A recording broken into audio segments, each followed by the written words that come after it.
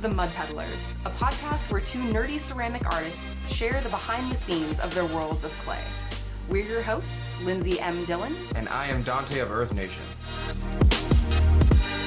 Today we're going to be talking about prepping for the holidays. Yeah, prepping for the holidays is a real one for any person or crafter that's selling your work. It's pressure. Yeah. I feel like there are many different elements that go into it. I thought, like when I was prepping, as I mentioned earlier, when I was prepping questions for this episode, I was like, okay, we got to do like what's your ideal holiday prep? And then what's the actual holiday prep? So why don't we start with if you could fairy godmother comes down and says, you can design your year so that your holiday preparation season will look like this. What does it look like? And then, she would just punch me after I tell her. Be like, no! My perfect holiday would be this. Oh, that's nice, dearie. That's what happens when you plan things. Well, it's a little bit difficult because I've never had the pleasure until this year of planning for the holidays. Usually I make stuff. I go to a venue such as Sac Anime or Fanime. Yeah. And then I kind of sell my stuff. And then I make more stuff and then I wait till the next table. But this year, since I have my own Earth Nation Ceramics website where I sell stuff, I'm going to have to kind of do what a lot of people on Etsy are doing and have a promo code and 10% off or 15% off of these items and stock my store right before on December 1st. I'm planning on stocking my store this year. Okay. That is the plan for this year. So this is my first time. Okay. So again, even though this is your first time, if you could plan out next year, what would be your ideal holiday setup for next year? So I've been using my kiln for experiments and not being really serious with a lot of my stuff. Okay. I've been I'm gonna develop new glazes, and I've developed maybe 2 or 3. Yeah. But realistically, I could just mix my Randy's Red Floating Blue and do all the combos that I know work out and are pretty. Yeah. And put them on my website so I don't have as much of a loss. Yeah. Or I could do what a lot of other potters do that sell stuff and make the same cup over and over again. And be cool, we have 5 of this, and 10 of this, and 5 of this. Yeah. Which is what I'm kind of planning to do for next year. And pseudo this year, I have a good stock of about 100 items. Okay. But as far as an actual table goes, I'm going to bring 40 items. Mm-hmm. As far as my website goes, I'm probably going to stock it up with about 40 items. Okay, so 40 items on your website, 40 items on doing a market. Mm-hmm. Next year, would you see yourself doing more than one market next year? Holiday market? Yeah. Oh, no, actually, no. I don't really being in person. No. I'm an antisocial extrovert. I'm comfortable with very few people, and I don't, it's, I'm doing one this year. Yeah. I'm be behind a table. Yeah. I just don't want to, You're way more sociable than me. I think, okay, so if I could ideally plan out my holiday prep season, just looking at the number of markets I would go to, I realistically probably would not do more than 2 maximum, right? Yeah. Me same. Because I know there are some artists that will go to a holiday event every weekend, and oh my god, no. Well, it makes sense if depending on what your business model is like and when you tend to get more money, it makes sense to a certain degree. But for me, I love Christmas, and I love the Christmas season, and I love going on Saturdays to look at the pretty houses and the rich places that I could never afford to live. Has nothing to do with Jesus. Y'all bringing trees in, letting them die because of a pagan holiday. I mean, it's some that the church totally stole. Point being, I like being able to spend the holidays doing fun holiday stuff. Yeah. And I'm lucky enough that at least at this point, I can manage my holidays so that I can take a little bit of time off. So so again, ideally, I would do probably two events. Right. And earlier in the year, probably around June or July, I would start developing new designs. And then because that normally takes me a while and that's kind of a back burner project, I would start developing new designs, kind of tease that they're, ready in the next few months. Right. And then spend August and September just cranking it out. Making probably like 400 mugs, I think would be ideal. For like the whole season, the yes. whole kit and caboodle. Yes, Okay. everything. So enough for like a big Etsy update that I could, start on Small Business Saturday. So Yeah. the Saturday after Thanksgiving would be like, okay guys, start of the holiday season. My Etsy store is open. I've got hundreds of mugs. Yeah. And then I would have basically a solid month. Yeah. Where people could buy my work. And I would do that for two main reasons. First of all, to have just simply enough inventory to sell. Right. Second of all, because I still sell my work on Etsy, and Etsy works a little bit like a social media site. It kind of does. It does. Yeah. So even if somebody didn't buy my work, because I would have work available in my store, my work would be more likely to show up on like Etsy's search engine. Oh, yes. So people could just find my work through that. I had some difficulty choosing in between my website and Etsy because and I think I've talked to you about this before. Yeah. Etsy has such a large name with handmade crafts. Yeah. That people never ask you like, oh, what's your website? They go, Yes. what's your Etsy? Yes. We should do an episode where we talk about that because that's definitely a topic we could delve into deeply. Okay, well, since we've talked a little bit about what our ideal, or I guess, okay, I'll ask, is there anything else you would add to like the ideal or What you describe is kind of what I want to do, except for, for example, I have a table coming up fairly soon. It's November right now. It's on November 14th, right? Yeah. This episode will probably be out way after that, right? That being said, I'm going to restock my store on December 1st, which gives people, because I have 2 to 3 day shipping, like a good 20-something days to realize I have a new stock. And that's my plan thus far. That being said, probably, like you said, somewhere January, February, I'm going to start revamping my glazes. I'm going to start talking to Amico a little bit more. I'm going to start using different tools. I'm going to start designing, not really designing, but start getting stuff in the works that's not just next year. I'm like, hey guys, I have the same shit. Yeah. You know? That's something I really struggled with this year that I wish that I had done a little bit more of like new design development. Yeah. Because again, when I think about, okay, ideal holiday season, I would want to have a bunch of new designs available for people. And that's not something that I have this year. Yeah. I was able to accomplish a lot of other stuff that I'm excited about, but I agree with you that the early part of the year is really nice for like redesigning. Because no one expects anything from you. Yeah. No one's like, are you going to do a holiday sale in January? You're like, no, it's over. You're late. Well, to some degree, though, what I feel like is weird, which both of us have experienced, is that because we have sold at SAC Anime, and SAC Anime Winter happens in January, for the last 2 years, I'd say, the holidays have actually taken a back seat to SAC Anime. I agree. Well, yeah, I don't know if that's so much because of the timing or if that's so much because of the culture. Because I've been to so many arts and crafts tables where like a certain type of person will go looking like holiday shopping. Yeah. And I never sell as much as I do at like SAC Anime or Fanime.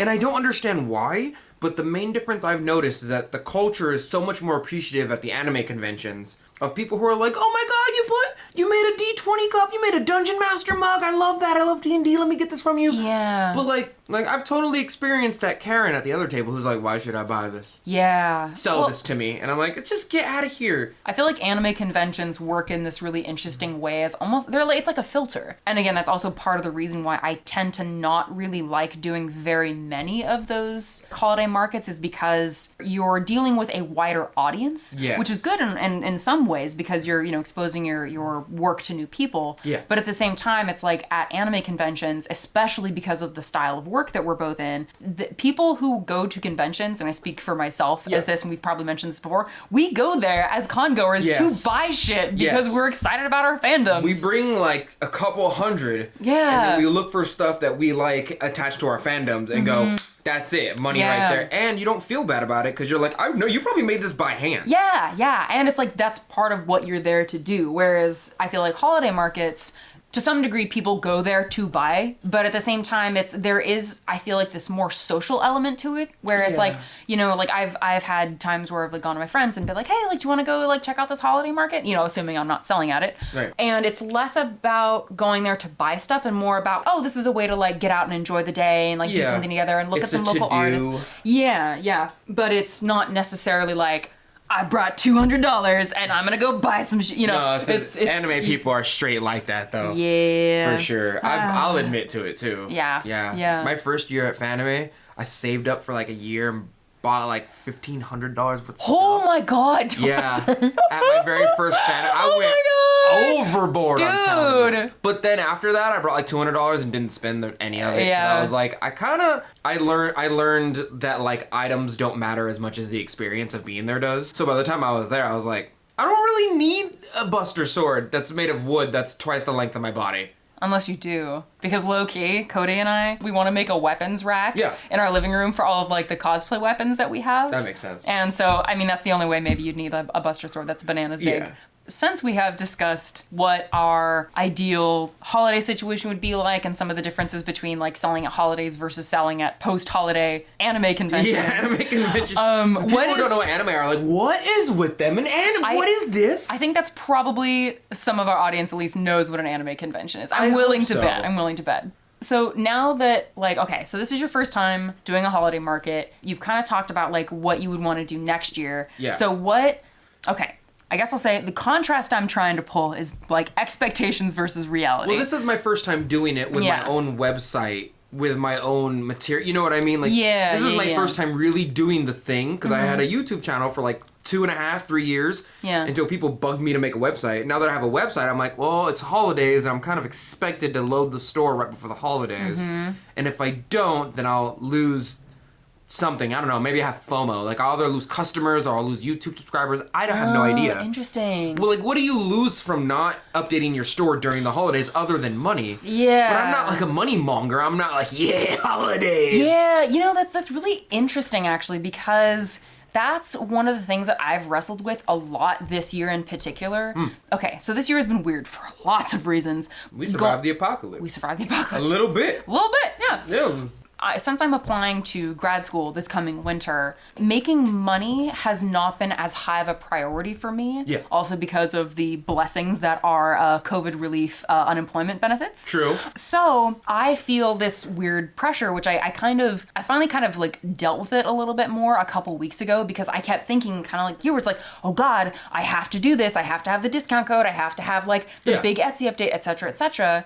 But I was kind of able to step back and go like, okay, worst case scenario, what's the worst thing if I have kind of a small December update? And I thought, okay, well, it's actually not that bad, because that's not my main focus anyway. My main focus right now is getting in a few more sculptural pieces so that I have a bigger portfolio to submit for grad school. So I'm having to remind myself that with all these pressures of the holidays, I have to remember it's like, okay, what are my long-term goals with this? Right. And then how do I do that? But I guess one thing that I will say, because I have tried to do holiday markets before and like set things up for the holidays in certain ways. Yeah. If you don't mind, I can share expectations versus reality in terms of what's come up. Those are my favorites. Okay. All right. So No, go ahead. Yeah, please.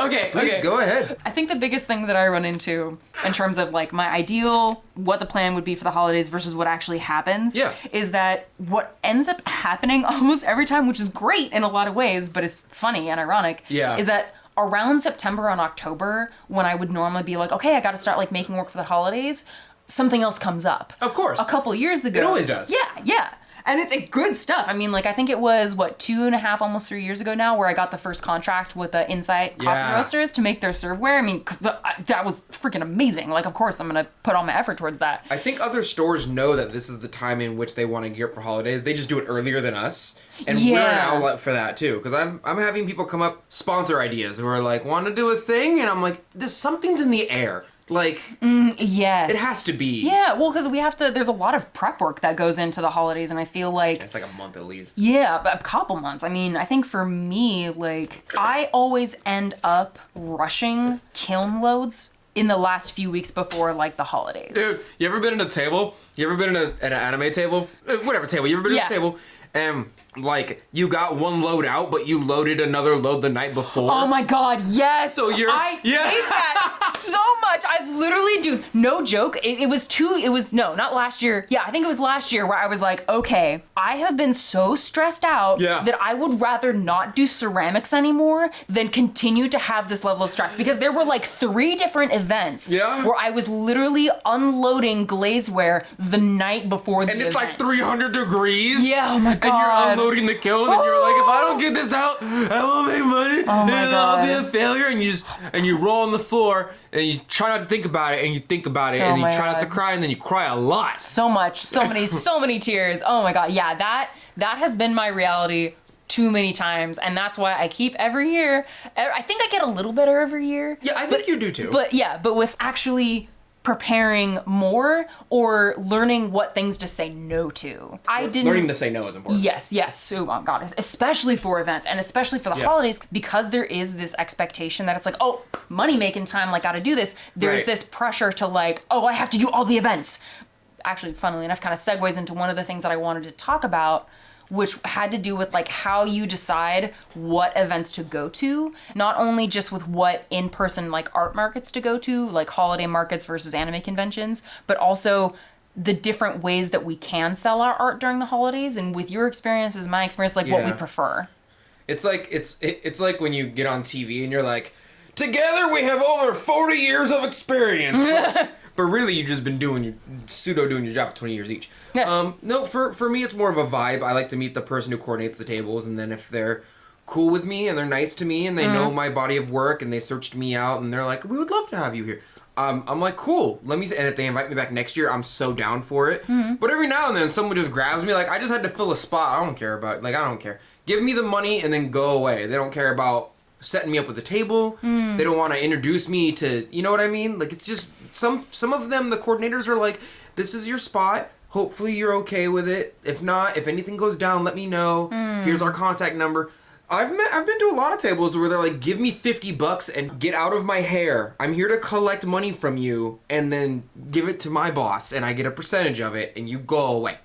Interesting. And you leave whenever you want. When you sell out, I don't care. But after you give them the money, it's your problem. Yeah. And for me, that's like, if I get that vibe, I'm like, nah, I'm just not gonna come back next year. Okay, so for you, it's more. It's a feel for me. It's okay. Because the money's good, but it's not priority. Like if I make $1,000 at a table in a day, and then I make $700 at another table for a different day for another table, and the $700 one was nice to me, and they were appropriate, and they were like very helpful and cordial with me, I'm going to the 700 one. Yeah. I'm not so much in need of money that I'm gonna like sell my respect. You know what I mean? Yeah. Okay, so in addition to the interpersonal relationship between like you and the person coordinating the event, do you think about like audience size? Do you think about events in terms of, how do I say, like, oh my goodness, I lost my train of thought because you're making a funny face. I'm sorry. No, they can't see it, but I took a sip of my new boba milk tea, the secondary one. You know I got more than one. Shut up. And like, it was so sugary, guys. Oh my gosh. And I made like weird pseudo thiz face, and Lindsay's trying to keep her train of thought while I have the like, I just smelled dog crap on someone's shoe face. Oh my god, it was a little happier than that. It was like I smelled so cotton candy where it shouldn't be. It is so sweet. Oh my god. Okay, so guys, what were we talking about? Okay, events and like how you choose them, because like I think a lot about who's running the event, where it's gonna be, what other artists are gonna be there. Like, especially a couple years ago when I was first trying to figure out how to do this whole like selling during the holidays thing, I Googled holiday markets Sacramento, and this was in like, and then I made a list. We all start there. Yeah. I mean, honestly, like I still kind of do that with things sometimes. Like I'll just Google like, I don't know, setting up a holiday market. Yeah. Just like, I feel like reading just various like blogs and websites, like even if you have some experience with something, just will sometimes, you know, you'll learn something new. You learn little tricks. Yeah. Or little pickups. Yeah.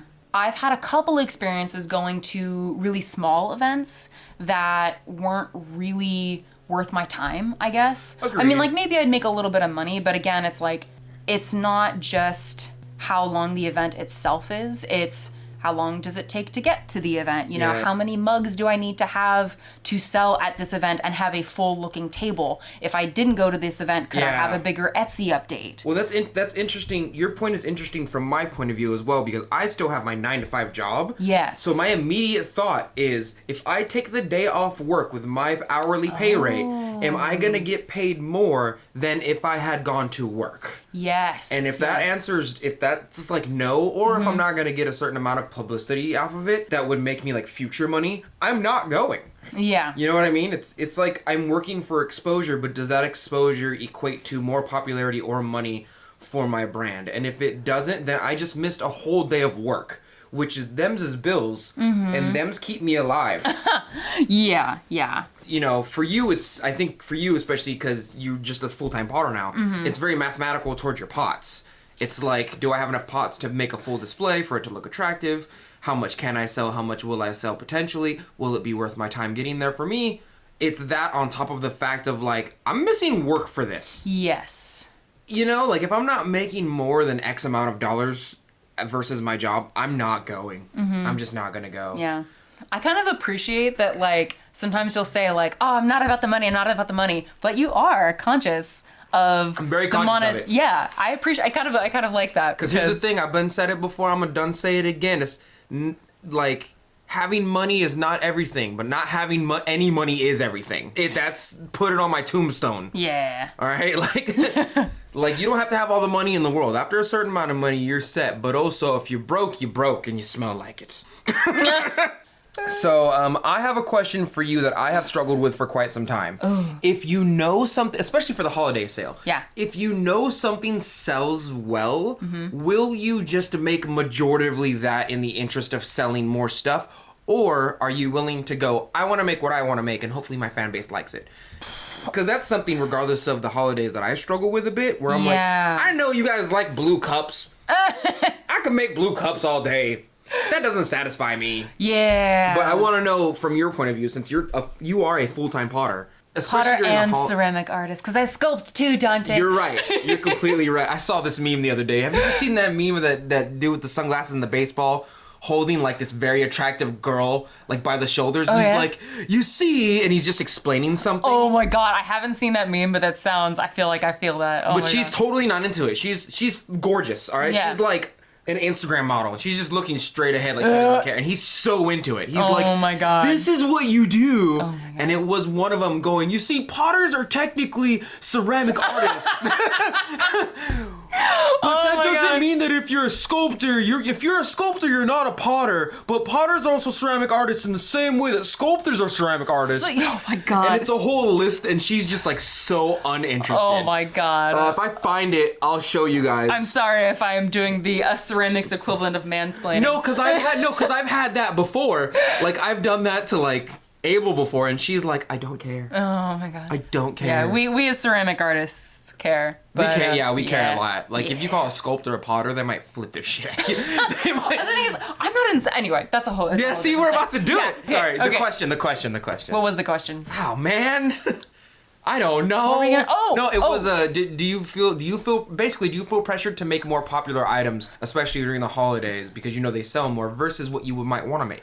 Yes, I do. How much can I get a percentage? This year, I'm making a lot more pieces that I know are popular than I have in previous years. Like, I'm probably doing 75%. 75%? Pieces that I know sell well, yes. And there's a couple different reasons that I'm doing this year. Okay. From selling at Sac Anime and Fanime, I have a sense of what designs work well, right, and what designs tend to be sold last, or I end up having as leftovers. Do you ever have a piece at a table that you look at and you're like, someone's gonna buy that first, and sure enough, they like the beautiful piece first?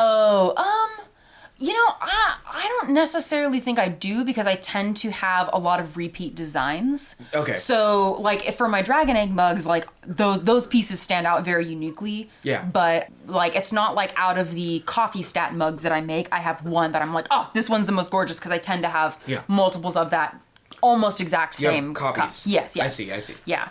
I'm doing more of, like, the most popular designs this year. Yeah.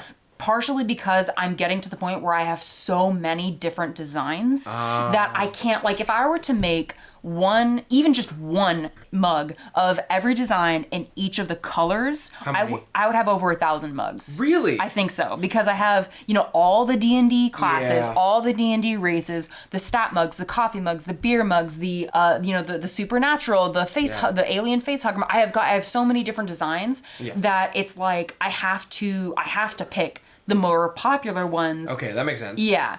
Are you into razoring those down at any time? This is a retired design, and I'm just gonna concentrate on these. Sort of.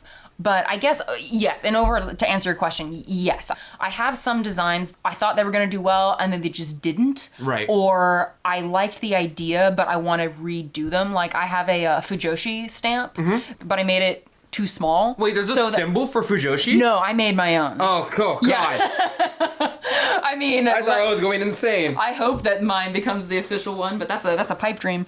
Point being, to go back to your earlier question, that is a design that I have not made very many of. Okay. Recently, I've kind of, as you say, razored it out, but not because I want to get rid of the design, more because I want to revamp it. Like, that's actually part of the reason why I started doing my made-to-order Etsy update system, was because I have so many designs that it's impossible for me to make so many of them. Yeah. So I sort of what I've done this year, and I might continue this in the future, is like when I do Etsy, like regular Etsy update where I make the work and then put it on Etsy, is I'll tend to focus, I'll do like, okay, this batch is going to be mostly Dungeon Master cups and some, Fujoshi stamps, or it'll be mostly D&D coffee stat mugs and then a few like alien facehugger mugs. So I'll sort of like rotate which ones I make. So what's like your most, like your higher selling? Like, there has to be an item in your stock that you're like, this sells the most. Yes, I would say my most popular designs are my coffee stat mug, my tea stat mug, and then now the Dungeon Master mug has become very popular. So mostly like my D&D themed work is like, it tends to sell really well. Of course. It's geekdom is definitely coming up there. I do the opposite of what you do. So I definitely have those people who want like the druid and the, like I used to make those. Yeah. I mean, I still do. I just don't do them as often. The issue is that people are like in my Instagram, like demanding them. And I'm like, I might make 2 this year. Yeah. Maybe. Well, dude, that's why, I mean, if you ever wanted to consider it, like that's the benefit of having like the pre-order thing, because then people can see all the designs that you have, but you don't have to make all of them. So if someone wants that, make them on hand. Huh? Exactly. If someone wants that one really specific design that maybe doesn't sell very often, but that one person really wants it, then they can order that. Because I've experienced that myself, like going to anime conventions. Sometimes I want a really specific art piece for whatever reason, but like you tend to see, because they sell well, you tend to see more broad, more general like pairings, or the more popular pairings, I guess you'd say, or more popular like depictions of artwork. Of course. So having the made to order thing allows that one person who like wants the real specific thing. Yeah, it allows them to like order that, but you don't have to navigate making that in your inventory. That makes sense. Beforehand, and then risk having that piece sit on your shelf for ages. You've totally sold me, actually. To tell you the truth. No, so let me update you guys, right? So on a previous episode, I had said that I felt like having your shipping included in the price felt dishonest. But like Lindsey and like 7 other potters online that I talked to were just like, no, here's the reasons why we do it. And it totally switched me. So now my website just has the shipping included. Now everything is just like basically like X amount of dollars added onto the original price. This also comes in benefit for me because I gave my customers the power to choose their shipping option. But the shipping options that were cheaper for them, because I thought I was being nice, I was like, look, it's $10 to ship instead of charging you $14 flat rate for everything. If you pick this option, and it's specifically the box is for a mug, and it's a smaller box, which is why I can charge you less. A lot of them just didn't read the instructions. They were just like, nope. So some of them would like buy 3 bowls and then pick like the mug boxes. And then I would just eat the costs of that. Yeah. Which I was like, well, that's my bad. I learned my lesson. So after changing it over, now that problem's fixed. Now every item you buy, regardless of how many boxes it's in, that you got charged for shipping anyway. But like, yeah, there's definitely items that people are... I think, you totally sold me where I can just like, look, if you want it, I'll make it. But it is commissions with extra steps. It is, but it's a structured commission. And for me, since, I think it was now it'll be 2 episodes ago.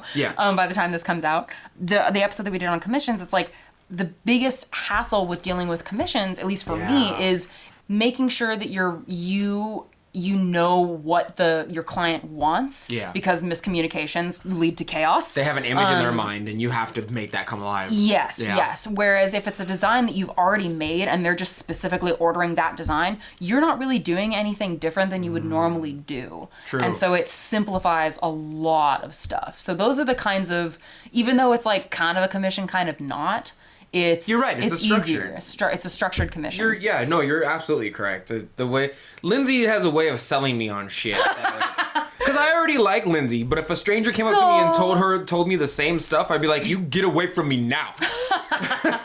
You don't have food and I don't like you. I mean, admittedly, you're always the one bringing me food, so, you know.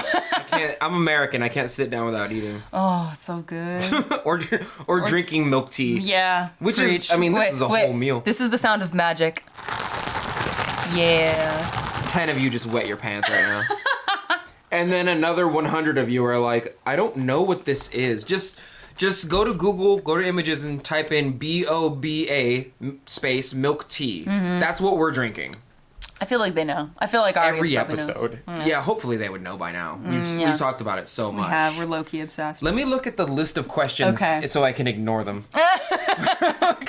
Okay, all right. So we've already talked about what your perfect holiday sale would be if you had plenty of time if you could stop time like JoJo style. Oh my god. And then you had all the time in the world to prep, and then you could resume time. We've talked about that. Mm-hmm. And then we've also we didn't really talk about what really happens, honestly.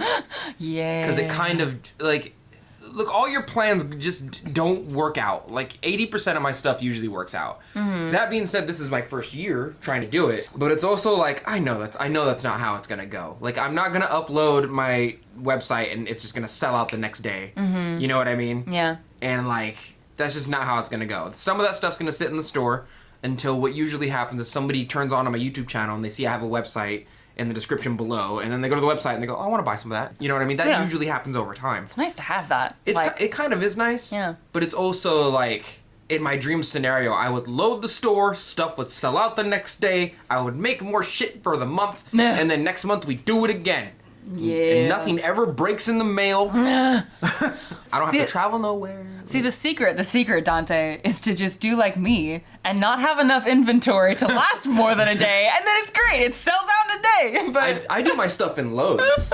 You seem to do your stuff as you go along, but I seem I made 100 items last month. Oh, wow. And I put 60, 70 in the kiln maybe 3 days ago, and I glazed maybe 30 this morning. Mm-hmm. So that's a kiln load is about 30 items for me because I have bowls. I don't if I was only doing cups, I would probably have the entire load. Mm-hmm. You know, so if you mix cups and bowls together, the most efficient way, we would have 2 or 3 kilns and have one for cups and one for bowls, and then load it one for cups, one for bowls. You would be saving a lot of time and money, but it's never the way it works out. But I think that's kind of the failure of my holiday season is just not mathing everything out. I just kind of make what I think people want. And then I do have to start doing what you're doing though. I do have to start getting back on the dungeon master and the nerdy stuff and the druid and the tank and because people want that a lot, and I stopped making them because I was like, I don't know, didn't want to corner myself, but also I can make more shit. Well, I mean, I think what's also good to recognize is that for a long time, also one of your priorities was making your own glaze, and you did that, dude. That's awesome. That's true. So for a good 4 months, I was like, I'm gonna make my own glaze. So I think that's, I don't know, at least I say this to you because I know I beat myself up for stuff. It's I didn't do this and this, but it's I didn't spend most of August and September making holiday inventory because I was invited to be a part of an art show where I made 3 sculptures. Right. So it's I beat myself up for not having the inventory for the holiday stuff, but it's I'm trying to remind myself, okay, I didn't do that, but I did make 3 sculptures. Right. So for you, it's maybe you didn't make some of the designs the tank and the DM and the Dungeon Master cups, but you made your own glaze, 2 of them, right? Didn't you make 2 glazes? You did the crystalline glaze and then... Technically, I made 3 different crystal glazes, but I'm still figuring it out. But that's interesting. I do absolutely need to get back on the all right, time to sell some Dungeon Master shit. I feel that's that kind of constant back and forth that we experience as artists, the line between innovation and production, because it's the production allows us the time and money to continue to innovate. Yes. But I tend to have a harder time setting aside time for innovation. As much as I want to do these things, it's really easy to get into at least for me, it's easy to get into the groove of producing things where I just, cool, I'm going to sit down, I'm going to throw on some podcasts, I'm going to throw some mugs, and the next day, cool, I'm going to put on a podcast and trim some mugs and attach some handles and stamps. And then I'm going to glaze it, I think it's more while I'm doing a thing, regardless of whether it's productive or not, I feel I could be more productive. You know, like, oh, I'm glazing, but I could yeah. be making Dungeon Master mugs. I'm making Dungeon Master mugs. Or I could be experimenting with crystal glaze. You know, it's while I'm doing one productive thing, my brain goes, but you don't have enough, there's not enough sunlight in the day to do the other thing. Yeah, maybe that's another episode that we could do, is talking about like how we deal with goal setting and how we set goals. I think would be an interesting. I think we touched on that on another episode of the podcast where it was like we make times for ourselves. We say by this date, and then we don't follow that. Yeah. and then we don't. Well, for many good and different reasons, Of course, though, you know. yeah. I mean, because those goals that we set up could be like some other opportunity that's really good could intercede. All right, do you want to call it? Yeah, that was a good one. That was Cool. Oh, good timing. The lawn dude just came by. Dude, yeah, I noticed the lawn dude was getting closer and closer and closer. And I was like, oh no, that's gonna catch the audio. But we're done. We're done now, lawn guy. Do you hear me?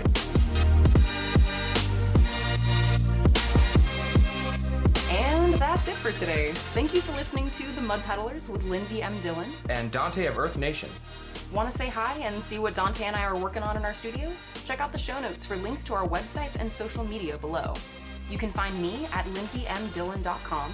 That's LINDSEY, M as in monster, DILLON.com. And on Etsy, Instagram, and Facebook at Lindsey M Dillon. And you can find me at Earth Nation Ceramics. It's spelled exactly how you think it's spelled, but you can also find me on my Facebook fan page and Instagram at the same name at Earth Nation Ceramics. If you enjoyed hanging out with us today, or you have a question or topic you'd like us to discuss, take a second to rate and review the Mud Peddlers in Apple Podcasts. It helps our podcast reach new listeners, and we really appreciate the feedback. Thanks again, and we'll catch you next time.